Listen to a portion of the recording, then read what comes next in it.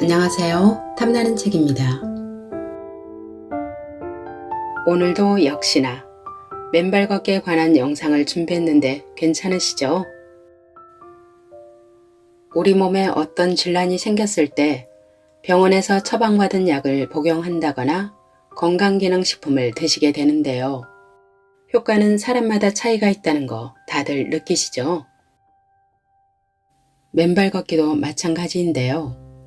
즉각적인 치유 효과가 나타나는 분이 있는가 하면 명현 반응이나 과민 반응으로 당혹스럽게 만들기도 하고, 또 어떤 분은 효과가 별로인 것 같아 실망을 안겨주기도 합니다. 왜 그런 걸까요? 이럴 때 맨발 걷기를 지속하는 것이 옳은지 아니면 중단하는 것이 옳은지도 궁금해지는데요. 그 해답을 김영진 작가의 저서 맨발로 걸으면 기적이 일어난다에서 찾아보도록 하겠습니다.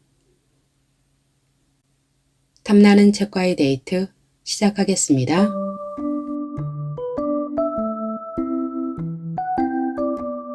제가 미국에서 홀리스틱 영양학 공부를 하면서 충격을 받은 것은 물과 소금이 5대 영양소인 탄수화물, 지방, 단백질, 비타민, 미네랄보다 더 중요한 물질이라는 것을 알게 됐을 때입니다. 그리고 이보다 더 큰 충격은 부작용이 전혀 없는 천연 자연요법인 맨발 걷기, 즉 땅과의 접촉에 관한 정보를 접했을 때였습니다. 최첨단 과학이 발달한 21세기에 맨발 걷기나 접지를 통해 땅과 접촉하기만 해도 온갖 질병을 예방하고 치유할 수 있다 라는 것은 소설 속의 이야기가 아니라 수많은 학자에 의해 과학적으로 입증된 사실입니다. 하지만 맨발 걷기가 좋다고 해서 열심히 한 결과 초기에는 약간 효과가 있는 듯 했지만 시간이 지나면서 뚜렷한 효과가 없거나 때로는 과잉 효과로 당황하는 경우가 있습니다. 1. 명현 반응입니다.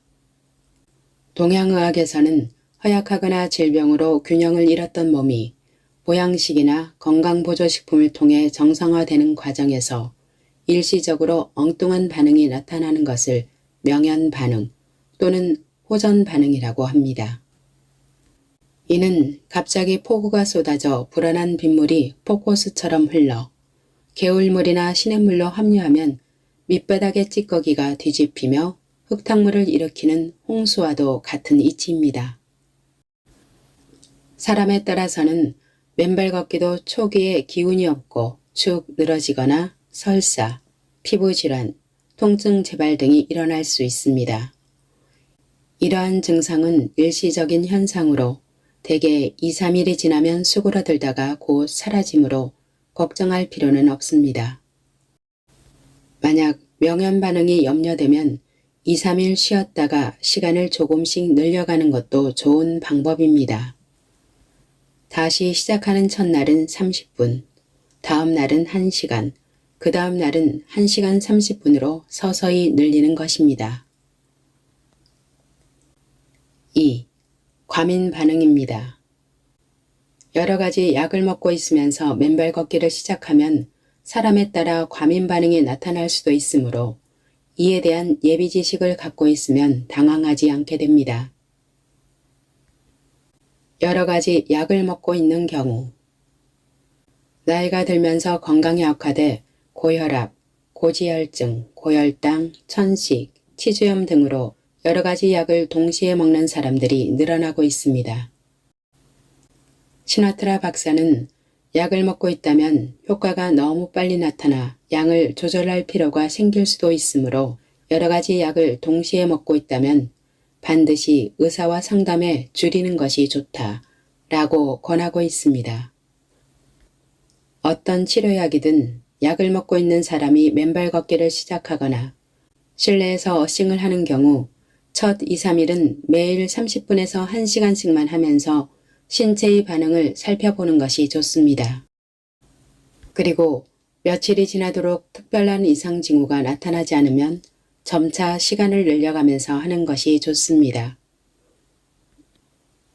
갑상선 약을 복용하는 경우 갑상선 질환에는 갑상선 기능 항진증과 갑상선 기능 저하증이 있습니다. 갑상선 기능 항진증은 자가 면역 질환으로 갑상선 호르몬이 정상보다 많이 분비돼 몸의 에너지가 빨리 소모되고 많은 기능이 항진되는 질환이고, 갑상선 기능 저하증은 갑상선 자체 또는 뇌에 문제가 생겨 갑상선 호르몬을 충분히 분비하지 못하는 질환입니다.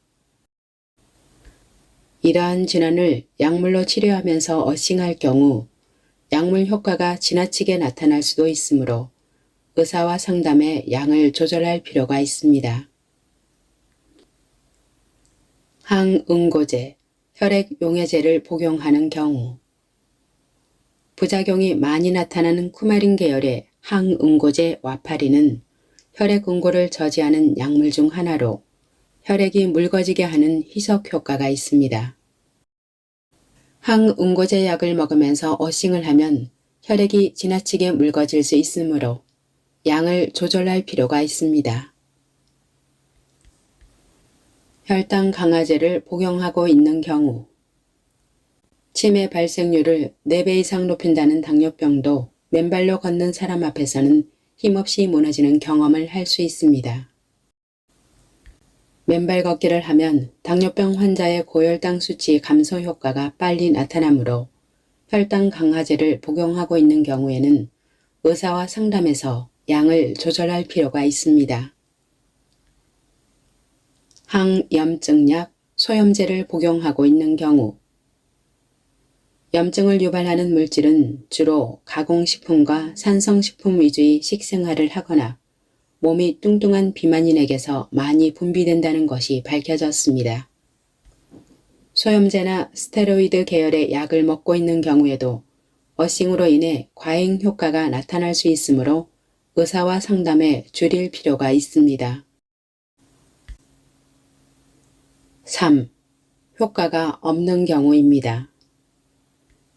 맨발 걷기를 하거나 어싱을 열심히 해도 사람에 따라서는 효과가 없거나 미미한 경우가 있습니다.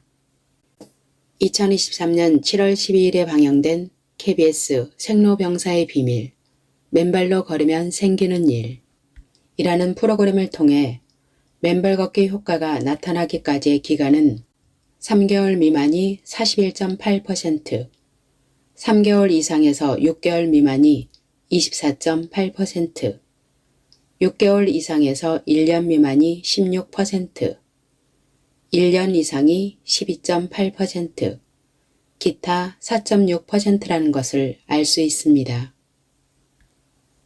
또한 맨발 걷기로 질병이 치유된 사람은 79.5%, 효과가 없는 사람은 20.5%로 나타났습니다. 이러한 통계 자료로 미뤄볼 때 맨발 걷기가 모든 사람에게 만병통치약은 아니라는 것을 알 수 있습니다. 만약 맨발 걷기를 해도 효과가 없다면 자신의 생활 습관을 되돌아봐야 합니다. 충분한 양의 물을 마시고 있는지, 가공식품과 산성식품 위주의 식생활을 하는 것은 아닌지, 지나치게 싱겁게 먹고 있는 것은 아닌지 점검해야 합니다. 부신피로 증후군인 경우 맨발 걷기를 하거나 어싱을 열심히 해도 효과가 없을 때는 부신피로 증후군을 의심해 봐야 합니다. 부신피로는 지나친 스트레스, 불규칙한 식생활, 생활습관, 영양 부족 등이 겹치면서 스트레스에 대항하는 항스트레스 호르몬이 분비되지 않아 스트레스를 극복할 수 없게 되는 상태로 늘 피곤하다, 무슨 일을 하든 즐겁지 않다, 앉았다 일어서면 현기증이 난다, 항상 혈압이 낮다 등의 증상이 나타납니다. 부신피로 증후군이 밀가루 음식을 즐겨 먹는 사람에게 자주 나타나는 이유는 밀에 포함된 글루텐이라는 단백질 때문에 뇌와 소장을 비롯해 각 장기와 조직에 염증이 발생하기 때문입니다. 오늘날은 과거 어느 때보다 훨씬 더 많은 스트레스를 받으며 불규칙한 생활과 가공식품과 산성식품 위주의 식생활로 바뀌고 있습니다.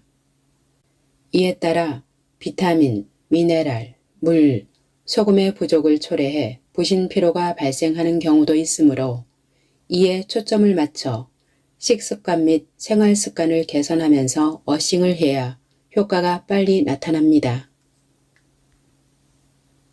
물 부족인 경우 개인의 여건에 따라 맨발 걷기가 쉽지 않은 경우가 있습니다. 이럴 때 땀과의 접촉이 가능한 어싱 제품을 활용하기도 하지만 효과가 없다고 느껴질 때가 있습니다. 이 경우에는 자신이 하루에 얼마만큼의 물을 섭취하고 있는지도 검토해야 합니다. 특히 초봄, 늦가을, 겨울철에는 습도가 낮아 피부가 건조하기 때문에 어싱밴드를 손목이나 발목에 착용해도 땀과 연결되지 않는 경우를 제가 직접 테스트기로 확인한 적이 여러 번 있었습니다. 이는 신체에 물이 부족해 피부가 건조하다는 신호이므로 충분한 양의 물과 적당량의 소금을 섭취해야 합니다. 신체에 물이 부족해 나타나는 대표적인 증상은 다음과 같습니다. 고혈압, 결막염, 항상 피곤함, 괜히 짜증이 남, 기침이 자주 남, 아토피성 피부염, 구강건조증, 안구건조증, 혈액순환 장애로 어깨가 결림, 얼굴과 입가에 잔주름이 많아짐, 식사량을 조절해도 체중이 줄지 않는다. 신체에 물이 부족하면 몸속에 발생한 쓰레기인 노폐물이 제대로 배출되지 않으므로 살이 찌기 시작하다가 비만이 된다는 것을 기억할 필요가 있습니다.